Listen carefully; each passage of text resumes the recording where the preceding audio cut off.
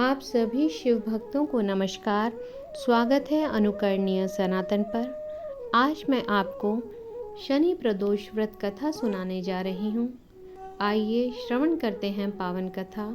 सभी बोले भगवान भोले शंकर की जय, भगवान शनि देव की जय।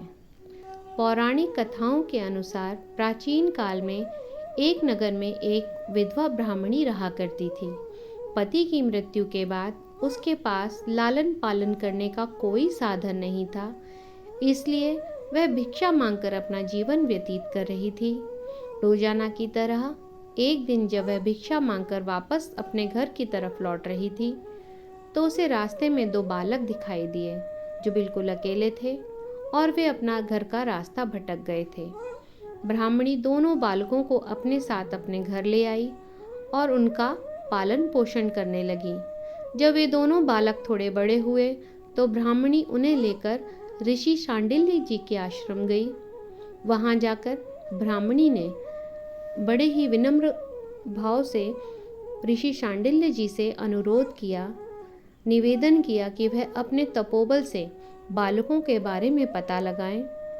और ऋषि ने ब्राह्मणी का स्वच्छ मन देखकर उसकी बात मान ली। ऋषि ने अपने तपोबल से पता लगाया और बताया कि यह कोई साधारण बालक नहीं है, बल्कि ये दोनों बालक विदर्भ के राजकुमार हैं। गंधर्व नरेश के आक्रमण से इनके पिता का राजपाट छिन गया है। यह सुनकर ब्राह्मणी ने ऋषि से कहा कि कोई ऐसा उपाय बताएं जिससे बालकों को अपना राजपाट व घर परिवार वापस मिल जाए। तब ऋषि शांडिल्य ने ब्राह्मणी और राजकुमारों को प्रदोष व्रत की महिमा बताई और यह व्रत रखने की सलाह दी। ब्राह्मणी और दोनों राजकुमारों ने बड़े ही विधि विधान से प्रदोष व्रत करने शुरू किए। एक दिन बड़े राजकुमार की मुलाकात अंशुमति से हुई और दोनों एक दूसरे से प्रेम करने लगे। इसके बाद ब्राह्मणी ने अंशुमति के पिता से विवाह की बात की तो वह अपनी पुत्री का विवाह करने के लिए तैयार हो गए और दोनों का विवाह बड़ी धूमधाम से हो गया।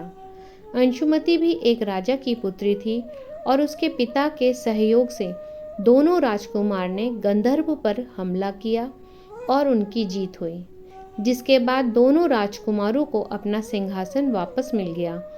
गरीब ब्राह्मणी के भी दिन फिर गए थे।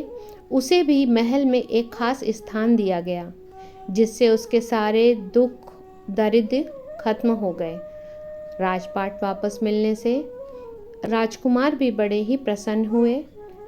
इन सब का मुख्य कारण प्रदोष व्रत था, जिससे उन्हें अपनी पुरानी संपत्ति मिली और जीवन में खुशहाली आई।